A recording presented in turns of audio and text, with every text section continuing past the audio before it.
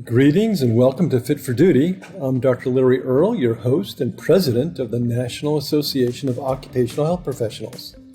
Today we'll explore the world of occupational health, unraveling the complexities of OSHA-regulated exams, workers' compensation cases, drug testing, and injury care strategies. We'll also examine prevention strategies, total person health analytics and interventions, discussing innovative approaches to preventing workplace injuries and illnesses, using total person health analytics to identify underlying factors contributing to workplace health issues, and showcasing successful interventions that have improved employee health and well-being. Fit for Duty provides a holistic approach to occupational health, empowering organizations to create healthier, more productive workplaces. Join us as we push the boundaries, break down silos, and bridge theory and practice. Hey everyone, and welcome back to this episode of Fit for Duty. I'm Dr. Larry Earl, president of the NAOHP, National Association of Occupational Health Professionals, and your host. Today we're zeroing in on a topic that's absolutely essential for a successful occupational medicine practice: financial management. I have the pleasure of speaking with Keith Lavin, who's the Director of Business Operations at Hackensack Meridian Health. With his wealth of experience, Keith is going to share insights on the financial hurdles commonly encountered in occupational medicine. We'll cover everything from cost containment and those pesky billing and coding issues to new ways of boosting revenue and where a forward-thinking practice should be investing its hard-earned money. Whether you manage a large operation, own a smaller clinic, or are thinking about starting an occupational medicine practice of your own, this episode is packed with actionable advice. So let's get right to it. Keith, welcome to the show.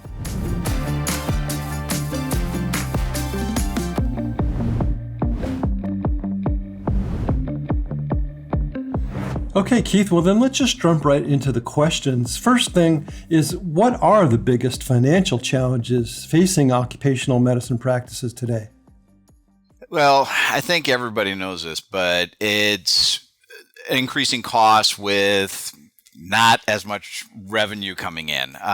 Statistic that I came across recently was that on average over the past couple of years, hospitals, their expenses have gone up like 17%, but the reimbursement has only gone up 7% during the same time period. So definitely creates this really challenging area for healthcare in general. It's kind of like, again, everybody talks about inflation, but yeah, we're starting to see where some of these numbers really are landing for healthcare in general and occupational medicine specifically. Last year when we did the survey, those results gave us a really, really good look at a pre and post-pandemic cost.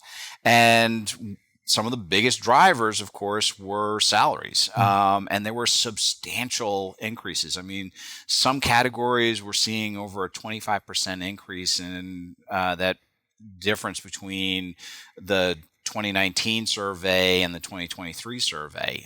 So that's a lot of money that's now going out. And yes, these people are worth the investment, but by that same token, we've got to figure out how to pay for that investment. How do we pay for them? I also saw that the hospital turnover rate last year was something like 23%. And when you have a huge increase in turnover, that typically comes with an increased employee expense. So not just salaries, but the turnover with retraining and all the effort and time and money that goes into that. So how do occupational medicine practices stay afloat in this environment? How has it affected OcMed specifically? So, I mean, there's a lot of factors that we have to take a look at. The point that you just made in regards to the cost of turnover is seeing what we can do in regards to retention. Sometimes that may be saying maybe we need to take a look at our benefits and the possibility of keeping that or investing a little bit more in regards to that so that we don't have that cost of the turnover, because that is a huge cost and it has a cascading effect through services, which can have a cascading effect through revenue.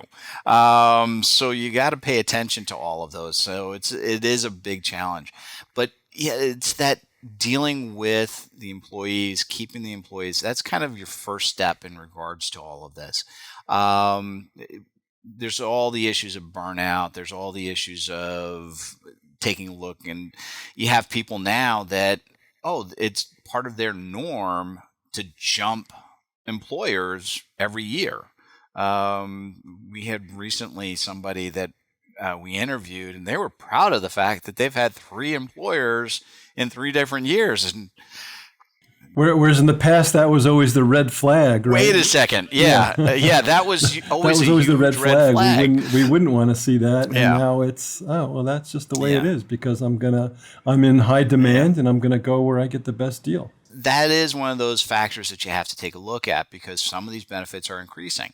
Where you'll end up a few years ago, it's 21%. You can figure 21% of my annual salary and an additional 21% is benefits. Yeah. Now you got to take a look at it. It's 26, 27, 28, sometimes 30%. So again, it's another area that is a big expense that needs to be thought about, because most people just think of salary and they forget to calculate how much that benefit is going to cost, and it's definitely worth it. But again, it's one of those things that you need to really understand and delve into to make sure that you're capturing the appropriate cost, and that is part of your calculations as you figure out your financials. Well, and you mentioned the benchmark study and calculation. So what are some of the key financial metrics that occupational medicine practices should be tracking? So, first and foremost, dollars to the door. I always kind of tell everybody it's kind of top line revenue. Yeah, it's great. Yeah, it's kind of like it's the dollars that are coming in, and making sure all of that. But you start to take a look, and as we were just talking about with the benefits, is what are my actual costs, and truly understanding, drilling down into that, so that you can say it's kind of like, okay, my cost for providing a drug screen is going to be X. And then how do I make sure that I am capturing everything that goes into that cost and really understanding it, and then having a profit margin on top of that. And sometimes it doesn't have to be this huge profit margin, but especially in healthcare, I mean, in comparison to a lot of other industries, we have very narrow margins, but it's still something that we need to be paying attention to, and on the positive side, versus sometimes as you walk into situations, negative margins don't work really well. Yeah. And I think you're answering the next question pretty well. If you want to elaborate on this, how can practices use that data to make better financial decisions? Right? It's not just about the top line, but what does it cost you? Yeah, what does it cost you? What are your expenses that go into it? Because it's not just the cost of that test and the base salary for the CMA, LPN, nurse, whatever that's performing that test. It's, okay, what's the benefits that are going into that also? What are your administrative costs? What's the cost for keeping the lights on? So you have to start calculating all of those factors that go into that. And generally, as you're and yes, it becomes very, very complex. So you want to take a look at saying, okay, where are kind of general areas that I can add on some of these expenses where, okay, I make the calculation with the person's salary. Okay, I know somebody's salary. I add 26% on top of that for their benefits on an hourly basis and start drawing through some of that. But then it's kind of like, okay, what do I need to do for some of these other expenses? And you come up with a general number. I mean, it could be as low as 10% additional on top of that. And then you put in your profit margin. Or if you have the resources to be able to come up with even stronger numbers than that and delve into that, you can really bring that down to really saying, okay, this is what I really have to be making to cover my expenses, and this is the true actual cost of me providing this service. So on the topic of this is what I have to be making, we talked a little bit about the top line. What are some, and there have been all these changes in the last couple of years for billing codes, right? New codes in 21. What are some of the best practices now for billing and coding? Again, for occupational medicine services, realizing, we've got workers' comp, which uses E&M codes and all the typical insurance industry codes that we're used to, but then we've also got EPS, right? Employer paid services that are off the grid as far as insurance companies go. Yeah. What's the best way to balance billing and coding for all these different services? Well, this is going to start with your billing team. I mean, making sure that you have certified coders. I mean, that again, these are some of the investments that you have to make. And I think we have section talk. We can talk a little bit later about investments, but that investment in people, making sure that you've got the billing, making sure that your EMR system is really a good quality one, and your team understands how to capture like everything that you're doing, and that may take some additional education, because you have some people that were used to a way of doing it 5-6 years ago. Again, we have new codes that are coming out or have come out, and being able to do that. Then you've got to start analyzing your market, also in regards to that too, because again, you got to take a look at what you want to do. I mean, being the low cost provider has its advantages of you'll grab volume, but your margins are going to be really, really slim. And if somebody manages to pick something off from you, it can cascade again, making it look bad. But again, on the flip side, being the high cost provider. Low cost, high volume is also very stressful on your staff. And that has to be a consideration. So sometimes you have to pick and choose. What services are you going to even provide? What are the decent margin ones that you can afford in the current environment? Yeah, exactly. And it's kind of like it's that time value of money. Yeah.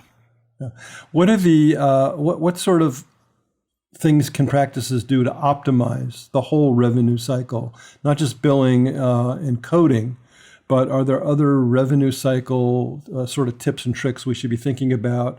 Again, in the context of having kind of a dual practice, right? We have some insurance-based and we have some direct employer-paid services. Is any innovations there? So you need to understand your basics in regards to that payer mix. I mean, again, you could be, depending on how you set it up, and again, you have to understand how it's set up. You may be in an environment where your reimbursement for workers' comp is not necessarily great, but it's solid, it's consistent, and moves through. And you may have your other services, OcMed services, that, hey, I'm making a decent margin on these, and it's that balance of making sure that you don't have too much of one, not enough of another, and taking a look at, again, through that entire cycle of it, because you also have to take a look at your AR, your accounts receivable. If you're being paid on a consistent basis, because it's that cash flow. If you have payers that are 120 days out, which all of us have, it's kind of like, okay, what percentage is that? And what do you need to do to kind of rein that back in? I've been in situations where it's kind of like, okay, yeah, we've got payers that are 360, which is 360 days out. And it's kind of like, how are we going to get this money? And being able to really kind of rein that back in. Some of it's setting expectations. Sometimes you have to make some hard decisions and say, you know what, I'm just going to have to write this off and go from there. And cancel that client. You provided service and cancel that client. You might have to cancel that client. It's a hard call. Yeah. It's a hard call that's always rough. And if you're fortunate enough to have invested in a sales team, they are going to flip out. But sometimes it's necessary. So Yeah. Let's switch gears a little bit and talk about cost effectiveness and value-based care.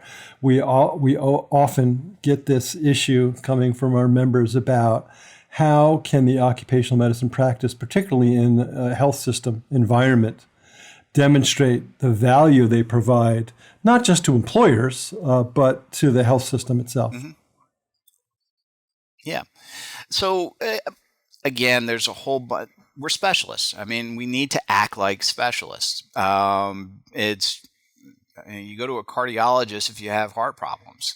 You need to come. We need to be the specialist and be able to show that value of saying, "Hey, we know what a hexavalent chromium physical is." I choose that one because I can say hexavalent chromium physical, which is a fun one. But it's a really important factor because the hexavalent chromium physicals are a welder physical. It's an industrial thing. Your average family medicine or urgent care is not going to know what that is off the top of your head, but that's where we start to show value to these clients of saying, we know what that is. You don't need to worry. We know what it is. You do it right. We're not having to check Google or anything else to make sure that we've got everything covered. And that's where we start to differentiate ourselves and saying, yes, we're able to do this. You're talking about hospital-based and mentioned hospital-based. The OCMED programs in hospitals were pushed straight out into the forefront during the pandemic because that's where a lot of the systems really started to see the value of kind of like, oh, wait a second, these people have some very important information that's critical to the operation of this system. And, oh, yeah, let's throw this at them, see if they can figure it out. And yeah, they did. I mean, there was so many cases that I know about that we experienced ourselves in the hospital system I was working in, where it was like nobody knew what to do, and it's kind of like so they went to the OCMED doctors, and it's kind of like and within the next day they had the answer. There's so many of those cases across the country where again it was just one of these incredibly tragic, but also incredible opportunities for us to really show, again, that specialization and that understanding of it and the quality that the teams were able to provide. So, how do we show cost reductions for employers? What are some of the best strategies? Okay, so cost reductions are always kind of that cost avoidance type thing. It's kind of like, oh, you didn't have this expense, and it's kind of like it's hard to show. So you have to create a story around it of really showing, knowing your numbers, not just kind of the basic financial ones, but saying, hey, what are standards for like these type of injuries or return to works? So you need to be able to really kind of put out a really big net and then create that story for that cost reduction, because it's okay. I know what we do for workers' comp. I mean, it's not we're going to say, hey, here are the restrictions for this person to come back to work. You as an employer, if you can accommodate that, great. Otherwise, they'll be out and there's an expense with that. But that's a really critical difference when you start taking a look at things, because if you're just putting them out, well, the company may have opportunities for that individual to continue to be in the work environment and recover properly without putting any undue stress on them, and also maintain that work-based support, because we spend most of our days at work, and it's a part of that structure. And they also deconditioning. We can have providers talk a whole lot about what happens to an individual if they're just placed out of work versus actually, again, working with the employer to accommodate, if possible, in a safe way to get them back to work as soon as possible. So modified duty, cost certainly. Avoidances. Yeah, modified duty programs have to be in place. And we just had an episode about work conditioning, perhaps for those who have been off duty for a while or haven't been on their full heavy duty job. And as you said, now they're deconditioned, right? So sometimes work conditioning strategies that we talked about in the last episode would be helpful to reduce costs of even further time loss, right? Mm-hmm. So because you take it, and again, this starts, I look at it from a financial perspective. It's like, hey, I invest in a little bit on this work conditioning side of things. What's my return on investment? preventing an injury. Yeah. So, yeah. Or a re-injury in this case. Yeah.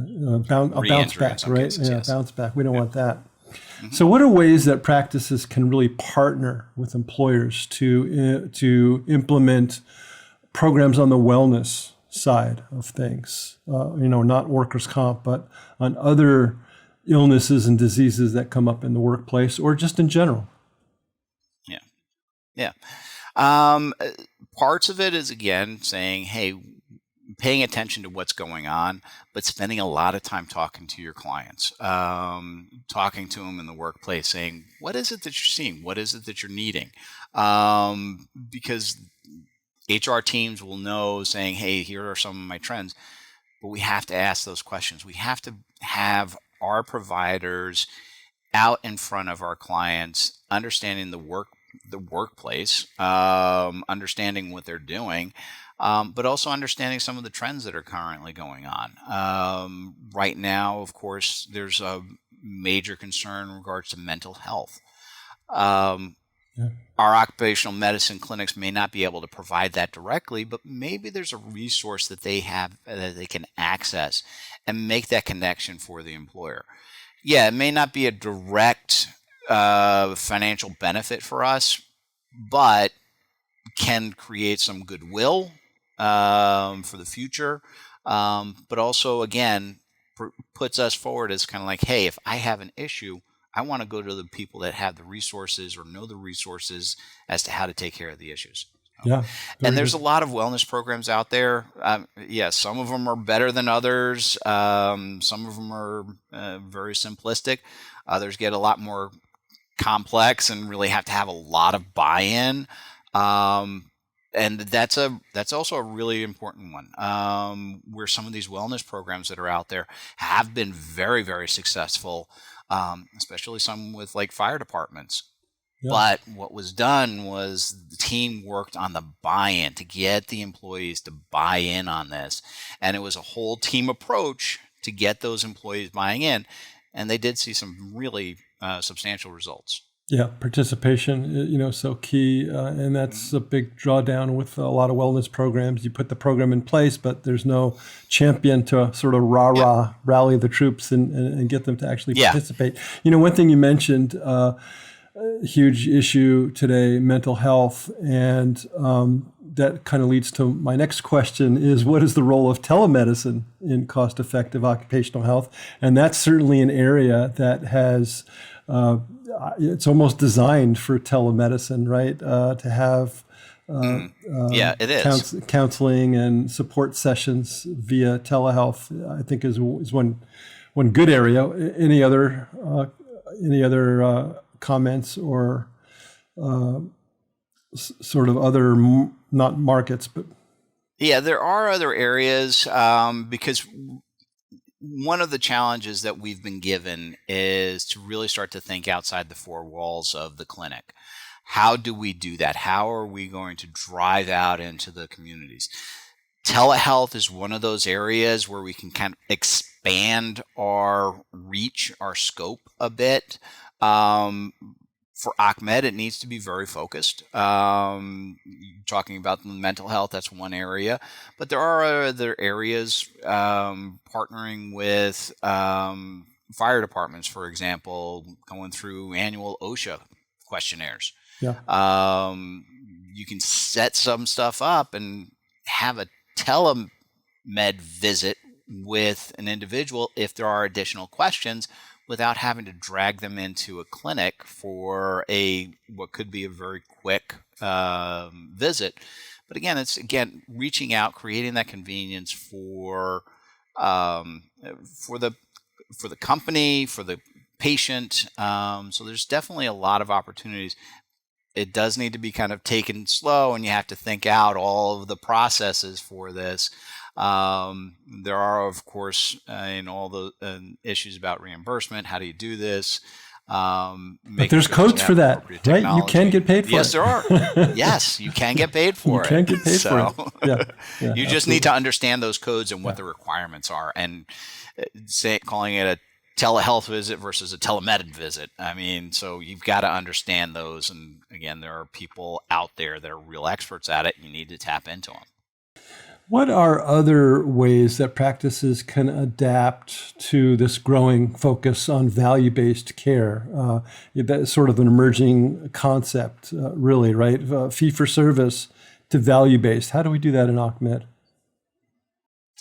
So in OCMED, I mean, what we need to really take a look at is we're kind of going to this much more value-based versus the kind of really traditional model that we've had, is again understanding what the needs are, figuring out if there's technologies that you can invest in that kind of can assist in moving this, and again being very adaptable to it. And I know these are very kind of generic, kind of these are the things, but again, each market's going to be slightly different, and your customer base is going to be different. So you really need to again understand that, allowing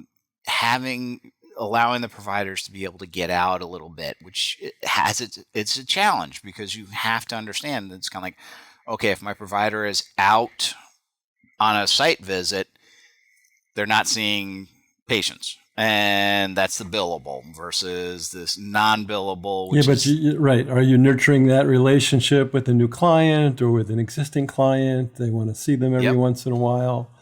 And that's an area where the investment in a sales professional can be very, very important. Going back to the benchmark survey, we did notice there was a decrease in the number of sales professionals that are out there in occupational medicine, which can be problematic because they can be out there, again, understanding the market, understanding the client, and being able to bring some really critical information back to the providers, back to leadership, so that they understands, again, the changes that are happening in the market and being able to stay on top of that. Yeah. Let's move into, you talked about investments a couple of times. Let's move into investment and growth a little bit. What do you think are some smart ways for occupational medicine practices to be investing their capital?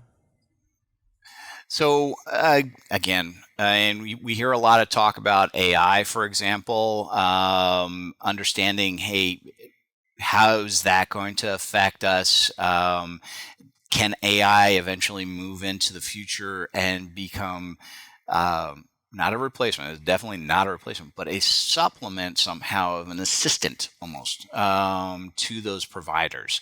I was reading an article recently where they were talking about that interaction between the provider and the patient, where now it's very common that, hey, there's a computer in the room with them and they're typing some notes real quick. They're paying attention, but they're still having to kind of like scroll through some stuff, boom, and as some AI comes on board to really capture the conversations and can parse all of that out appropriately, instead I can be looking directly at the patient and having that really face-to-face interaction, which again, a good provider is also going to use that to be able to see any additional cues to help dig into some stuff.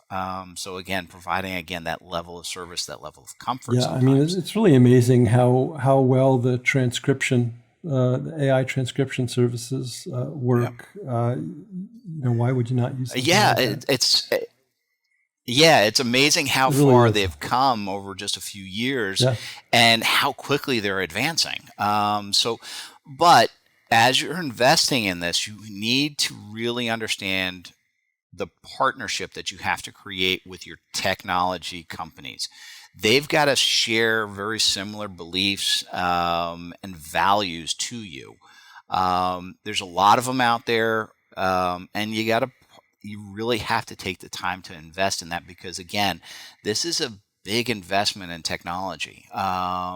Staying on that cutting edge is really important to make sure that you're staying relevant moving into the future.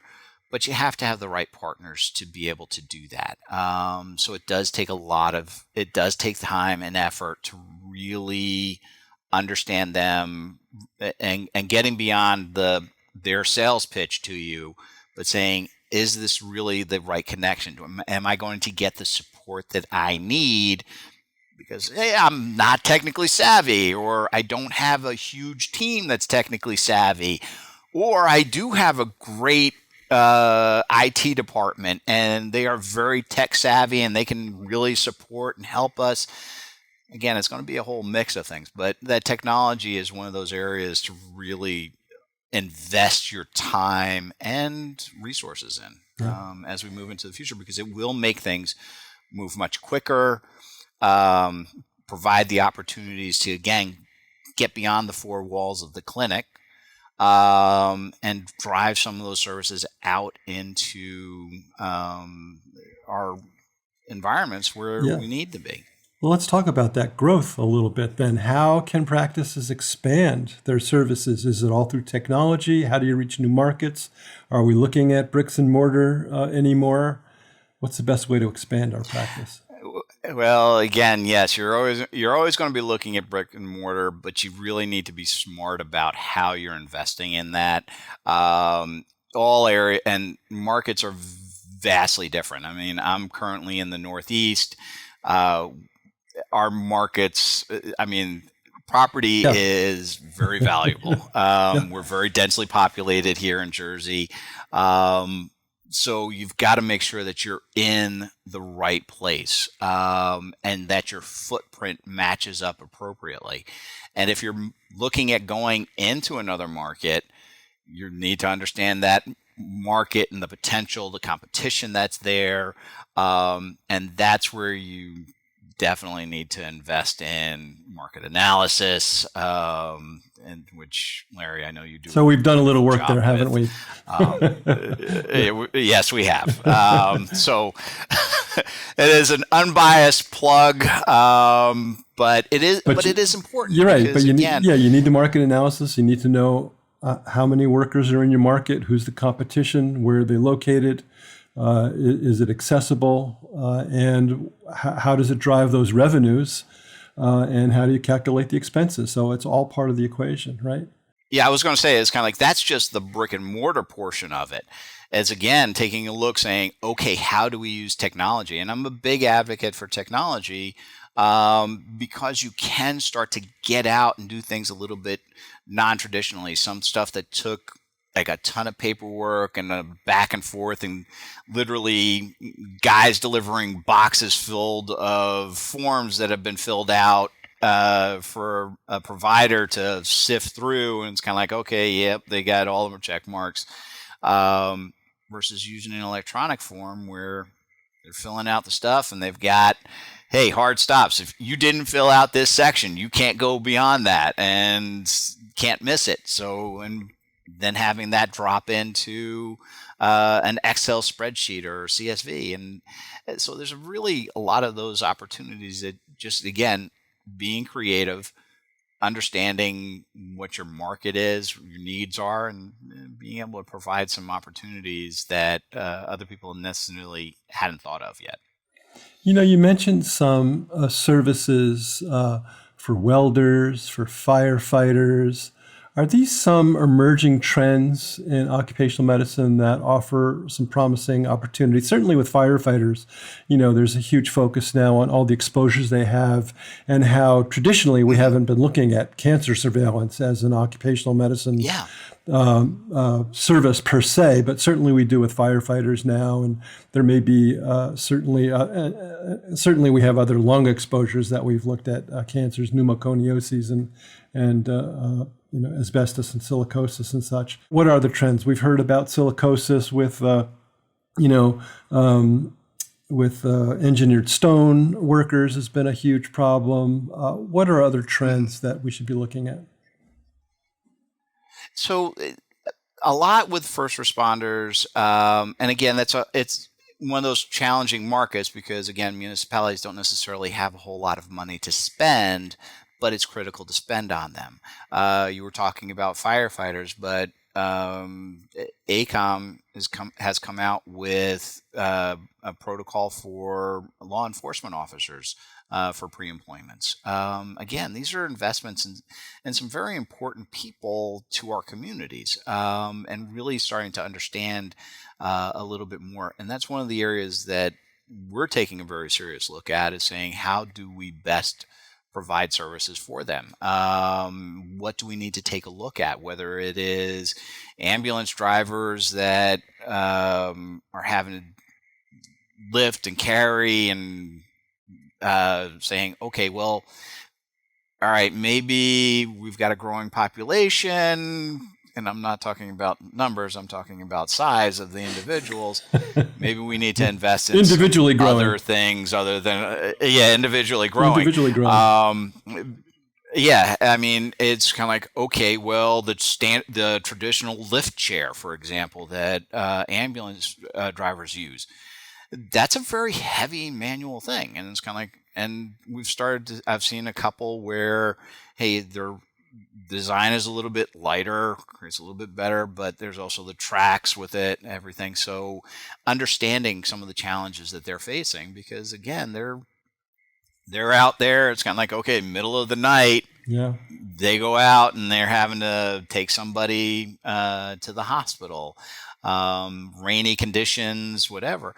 So investing in some of that's kind of one of the areas that I think is a really good opportunity for us in our communities to really start to take a look at. And then, as you were mentioning, there's a whole bunch of other areas where, again, occupational medicine providers understanding that work environment, understanding the challenges that are in the work environments and the different ones, becomes very important. And that gets back to where we started on our conversation about what's the value that we're bringing, and being able to show it's kind of like, hey, these people are specialists. I mean, an occupational medicine provider is a specialist, and they understand some really unique areas that other parts of healthcare just don't understand, have never been exposed to, but they're very critical.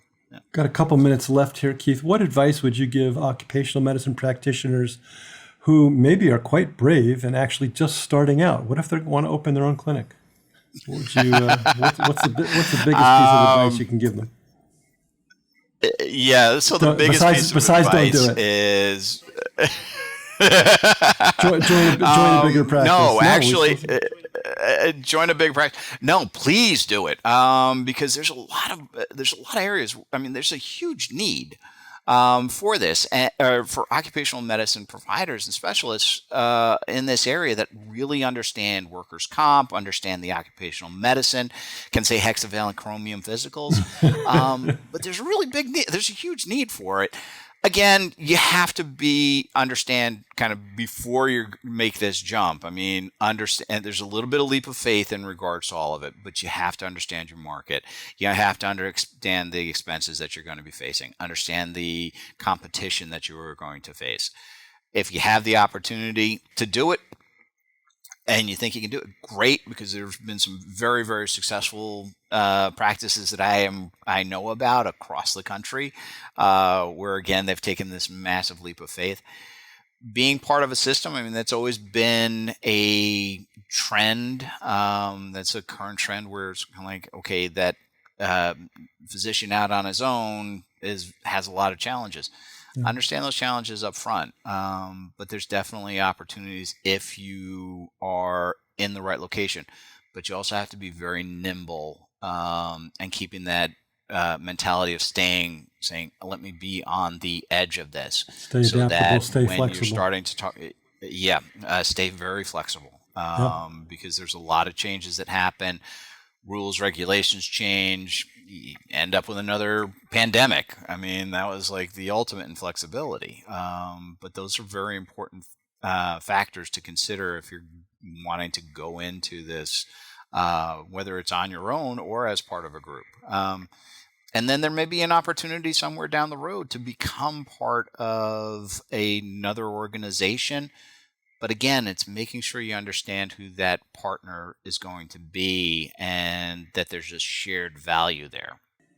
So the M&A conversation will have to leave for another session. So thanks very much, Keith Lavin, Director of Business Operations at Hackensack Meridian. Appreciate your insights today, and that'll do it for today. Thanks all for joining us. This has been Fit for Duty. I'm your host, Dr. Larry Earl. Thanks. And that wraps up another episode of Fit for Duty. Thanks for joining me today, everyone. I hope you found this conversation as engaging and informative as I did. As always, building healthier, happier workplaces starts with knowledge and collaboration. So if you enjoyed this episode, please consider subscribing to Fit for Duty wherever you listen to podcasts.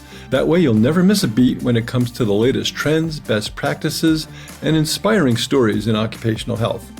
Until next time, stay safe, stay well, and keep elevating workplace excellence.